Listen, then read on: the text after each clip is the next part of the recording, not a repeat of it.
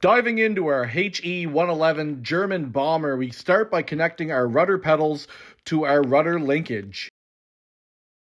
Once they are installed on the cockpit floor, we can move on to our seat pedestal.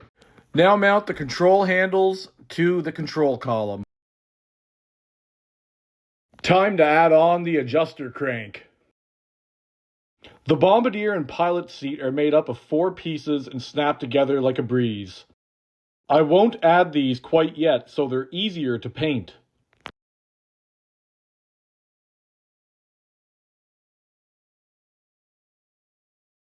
Now add a coat of dark gray to the interior of the HE-111. With the interior pieces primed light gray, I use my magnifying glasses and a fine paintbrush to add other colors to the interior pieces. I try not to go too heavy on the interior, as once this plane is closed up, most of this will never be seen again. After tidying up my painting mistakes off camera, it's time to finally mount the pilot's seat and bombardier's seat to the front cockpit area. I like to use a toothpick to manipulate the glue I'll add in to secure the windows to the body of the plane. I make my own window mask using frog tape and a precision knife. If you're going to do this as well, I recommend taking your time when cutting this mask. It will affect the overall look of your plane at the end.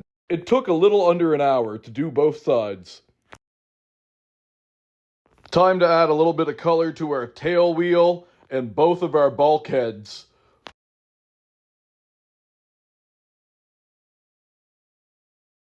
Now we can go ahead and mount our tail wheel to the back of the plane. I'm now placing the forward bulkheads on the plane that bombed Britain. Finally, we connect the 2 fuselage halves together. I like to use tape to hold the pins and glue firmly in place, but you can also use clamps. The wings and flaps are made up using the pieces seen on screen. Unfortunately, the bay door is molded as part of the bay compartment, so I have to add these early in the build. Now we can fully assemble our wing halves. Go ahead and remove that tape, and it's time to sand down any extra flashing or clean up any glue residue left behind by the tape. Moving on to step 9, we start by gathering our pieces and sanding off the flashing or burrs. Connect the 2 engine halves before connecting the oil cooler intake. Now add the radiator intake and the engine front cover. Time to mount the engine to the wing. I'll add the exhaust stacks at the end of the build.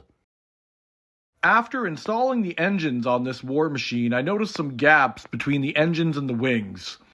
I tape off the recessed details nearby so that no filler putty gets inside of them and makes for more cleanup later. Using a hobby knife, rescribe any details you may have sanded away and take any filler putty out of the panel lines that may be left behind.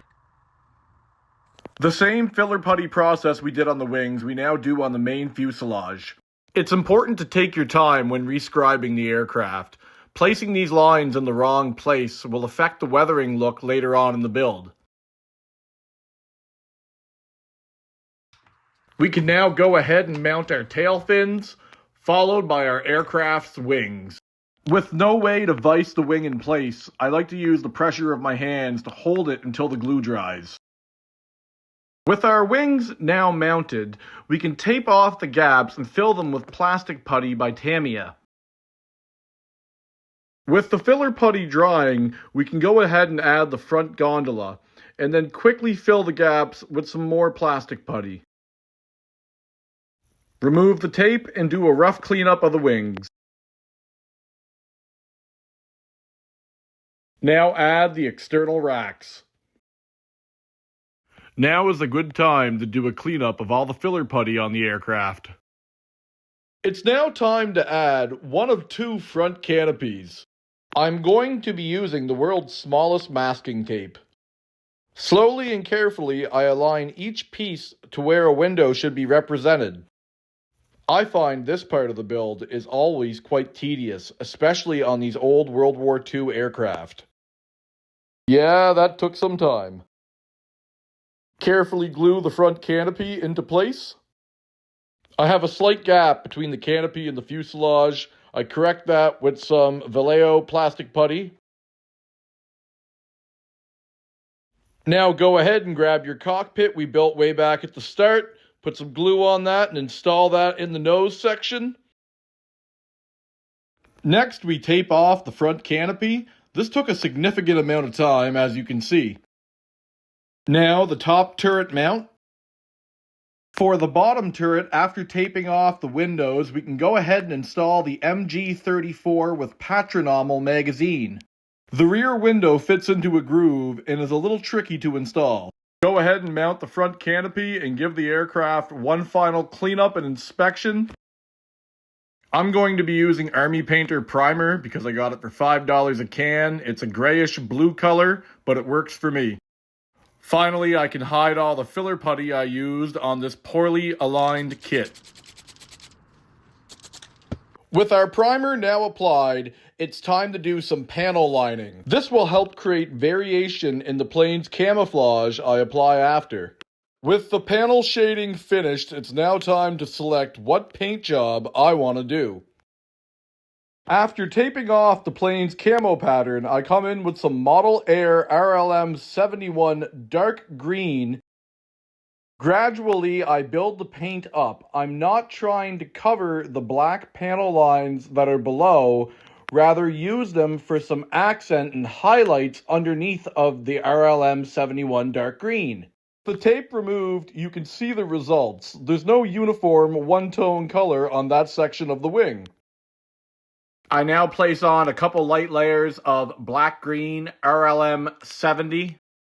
I try not to put the paint on so thick that you can't see the black panel lines below. While one area dries, we can go ahead and start painting the RLM 70 in another area, and then come back over to make sure we didn't miss any spots in the previous area. I'm very careful when I remove the tape so that I do not lift any paint that sits below. If you look closely, you'll see a few areas I have to touch up, but I'm loving the camouflage pattern on this warbird early on in the build. Continuing on with the camouflage pattern on the bottom of our Heinkel HE-111, we come in with RLM 65 light blue on the bottom of the aircraft to cover up the panel lines. I dilute this 50-50 with some water so that the black panel lining below doesn't cover as easily. I went a little too heavy in some areas, but I plan on coming back over the aircraft with oil weathering later on. After touching up our camouflage pattern on the top of the aircraft, I painted the leading edge on the bottom of the wing.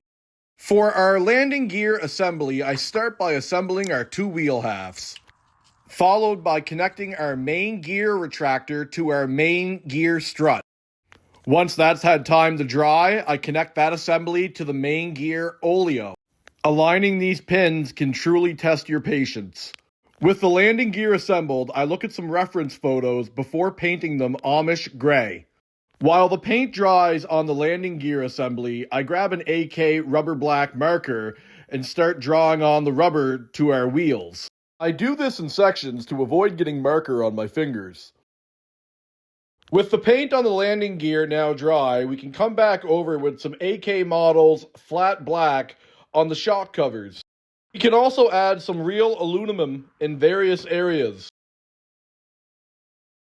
With the landing gear and wheels now finished and ready for weathering, we can move on to the payload.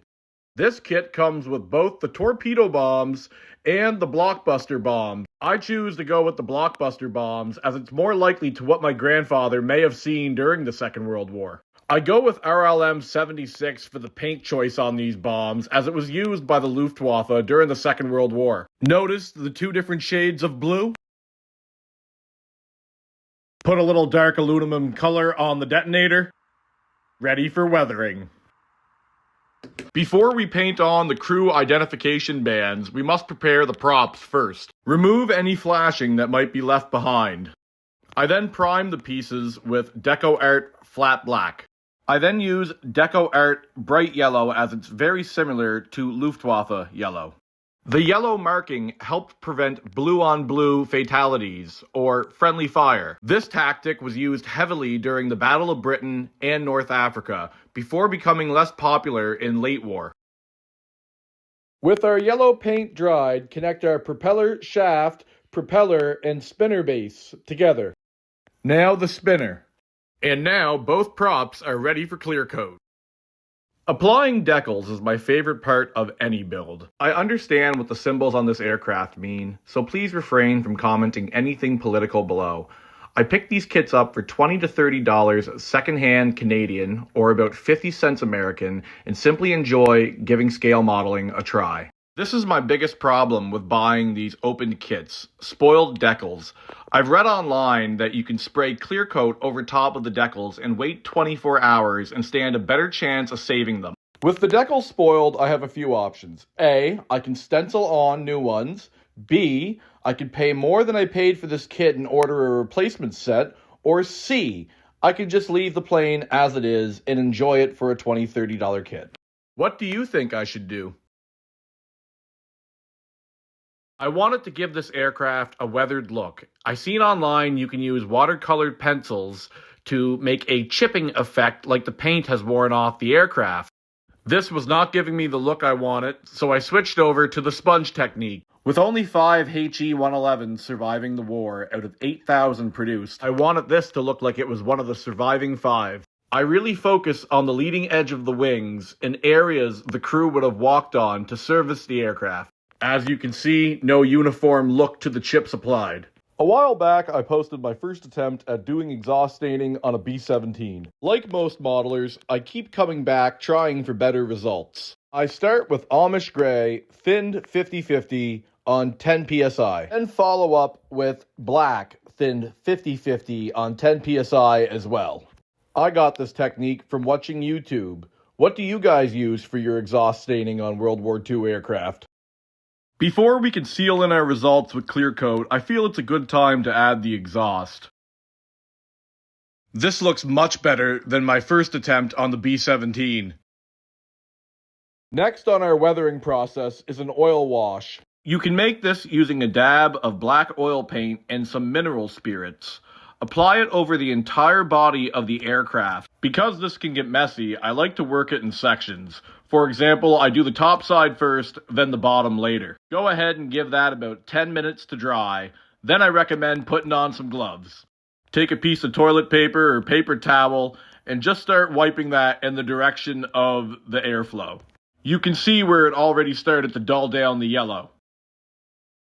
Repeat this same process for the underside.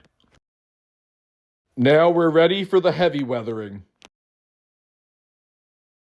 Trying to make this Heinkel HE-111 look old and worn, I start off by applying some small dots of burnt umber in various locations on the underside. I then take a dry brush and start streaking it in the direction of the airflow over the wings. Once the paint is nice and spread out, I take another brush that's dampened with mineral spirits to help blend the paint. I do the same on the aircraft's top side using white and yellow to represent fading. All of my sub-assemblies not connected to the plane still needed to be weathered and dulled down. I use brown and black primarily for dirt and grease. Time to finally connect the landing gear to the wheel. I can now finally mount the landing gear and wheel assemblies to the aircraft. I also reattached the tail wheel I broke off long ago. Now I add the bomb retention hooks. And now the blockbuster bomb. These can still be found in modern-day Europe today, and entire city blocks are evacuated to defuse them. We're now finished with the bottom of the aircraft and can move on to the top side. Don't you just find removing masking tape from model airplane windows so satisfying to watch? At least I do. I then mount the MG34 Patronomal magazine, followed by the windscreen, followed by the props. This sums up my completion of the 2004 Monogram Heinkel HE-111. Quite a few problems building this kit, but I had a lot of fun, learned a few new techniques. If you have any questions, please comment below. Like, subscribe. Thanks for watching.